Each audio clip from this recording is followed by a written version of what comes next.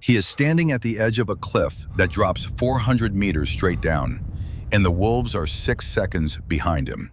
This is where the story ends. Now let's go back to where it began. Animals Prime.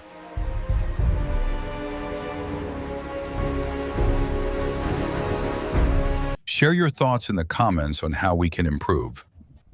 6 hours earlier, the Caucasus Mountains, early morning, temperature -8. The ridgeline is buried under new snow, and somewhere above the cloud line, a herd of West Caucasian tur, the mountain goat that most people have never heard of, is waking up. These are not the alpine ibex of wildlife documentaries. Capra caucasica is a different species, found only on this narrow strip of the Greater Caucasus Range, distributed across a territory smaller than some European cities. There are perhaps 6,000 of them left.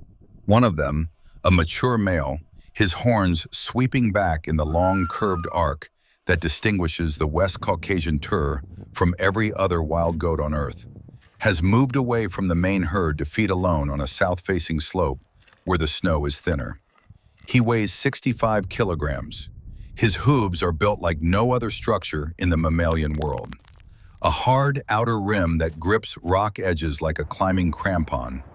A soft inner pad that acts as a friction brake on smooth stone. He can stand on a ledge 8 centimeters wide. He does not know the wolves are already above him. The pack, 7 animals, cross the ridge before dawn. They have been watching the herd for 3 days, learning the feeding patterns, identifying the weakest link. The lone male feeding below the herd on a south-facing slope is not the weakest animal. But he is separated. In wolf mathematics, separation is worth more than weakness. They begin the descent without making a sound. The tur's first signal is not visual. It is olfactory, a trace of wolf scent carried on a shift in the wind, and it arrives approximately 40 seconds before the pack would have been visible. 40 seconds is a significant advantage in this terrain.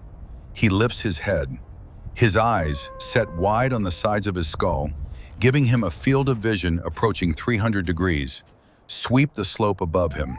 Nothing visible, but the scent is there. He does not run. Running in the wrong direction on this terrain is how animals die.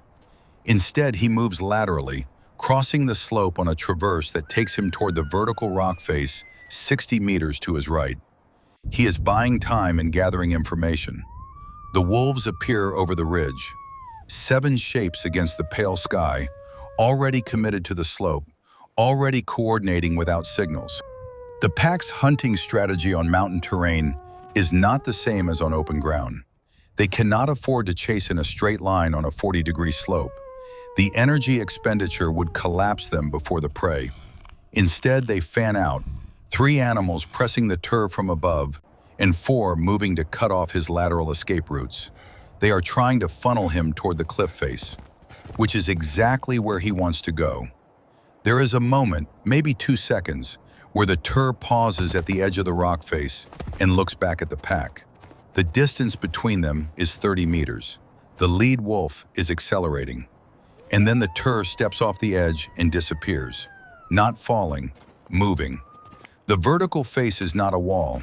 It is a broken surface of ledges, cracks, protrusions, and features that a tur reads the way a chess player reads a board. Not individual pieces, but patterns and consequences several moves ahead. His hooves find a ledge 12 centimeters wide and hold. He drops to the next level, a 2-meter fall onto a surface no wider than his body, and holds again. He is moving down at a speed that looks, from above, like controlled falling. The wolves reach the edge and stop. To follow the tur down this face, the wolves must commit to terrain where their anatomy, built for horizontal pursuit, not vertical scrambling, puts them at a catastrophic disadvantage. Wolf paw pads are not designed for rock edges. Their weight distribution, optimal for endurance running on flat ground, becomes a liability on a 40-degree slope of loose scree. One member of the pack attempts the descent. It slides 4 meters before catching a narrow ledge, front paws scrabbling. It does not continue. But 3 wolves have already moved around the edge, running a longer path along the ridge to find a descent route. They will reach the base of the face in approximately 3 minutes. The tur knows this. He has not stopped moving. At the base of the vertical section, the terrain opens into a narrow valley, a corridor of rock and snow 200 meters long, flanked on both sides by cliff faces. This is funnel terrain, and the tur is inside it. He crosses the valley floor at full speed, 4 meters per stride, hooves barely touching the snow, and is already beginning to climb the opposite face when the first 3 wolves enter the valley mouth behind him. What follows over the next 4 minutes is one of the most physiologically extreme sequences in the mammalian world. The wolves are in the valley, maintaining pursuit at the only pace this terrain allows, an exhausting scramble that burns 3 times the calories of running on flat ground. The tur is climbing, using the energy-efficient gait that evolution has spent millions of years perfecting for exactly this surface. He is moving faster than the wolves, but he cannot stop. The moment he stops, the accumulated speed advantage of 7 persistent predators will close the gap instantly. His thigh muscles are working at over 90% of maximum capacity. His heart rate is above 200 beats per minute. The freezing air, thin at this altitude, is delivering less oxygen per breath than his muscles are demanding. He is accumulating a debt that will have to be paid, and the only currency available is time. Time when the wolves are not close enough to matter. He reaches a ledge 40 meters up and allows himself 6 seconds to breathe. Below, the wolves have stopped at the base of the face. They cannot follow this section. 2 of them are already lying in the snow. The metabolic cost of the valley crossing extracted immediately. But 2 others have not stopped. They have turned and are running back along the valley, a long arc that will take them up a different route and above the tur's current position. They are not chasing him. They are cutting him off. He sees them. He reads the geometry. The escape route he had calculated, a traverse to the left along the ledge system, is about to be blocked. He has approximately 90 seconds before the 2 flanking wolves reach the position that closes it. He moves right instead, toward the abyss. This is the moment the pack has been engineering for the past 40 minutes. The tur, exhausted, moving in the one direction that has no good answer. Ahead of him is a gap in the cliff face, a chasm 4 meters wide, dropping 60 meters to the valley floor below. On the other side, safety. More terrain, more options, more cliff. On this side, 2 wolves 90 seconds away and 5 others recovering below. 4 meters.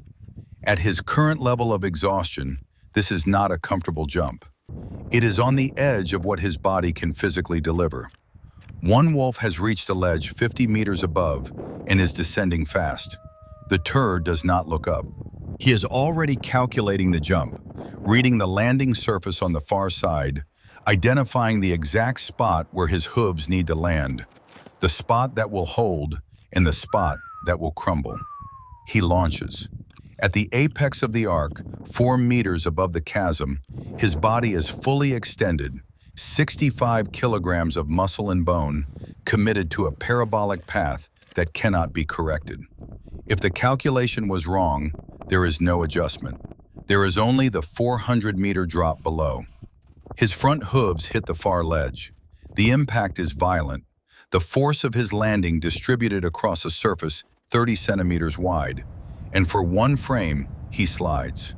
The soft inner pad of the hoof grips. The hard outer rim catches the rock edge. He holds. He does not stop moving. Behind him, the wolf that had nearly reached his position arrives at the gap and stops at the edge, looking across at the tur already 20 meters away on the other side and climbing. The wolf does not attempt the jump. It sits at the edge of the chasm and watches. The tur crests the far ridge and disappears from view. The pack does not howl. They lie where they are in the snow and breathe, metabolic debts being paid in the currency of oxygen and rest.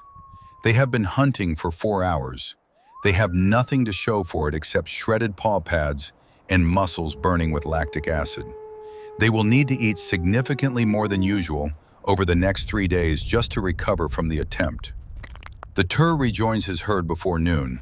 He carries a bite wound on his left hindquarter, shallow, already clotting in the cold air, and a level of physiological stress that will take him 2 days to fully metabolize. He does not behave differently. He does not appear traumatized. He grazes on the thin vegetation of the south-facing slope, and the herd moves around him as if nothing happened. But something has changed. The 2 wolves that flanked him, the ones that forced his hand at the chasm, have now successfully completed this hunt pattern once. They have learned that this particular tur, when pushed right on the ledge system, can be funneled toward the gap.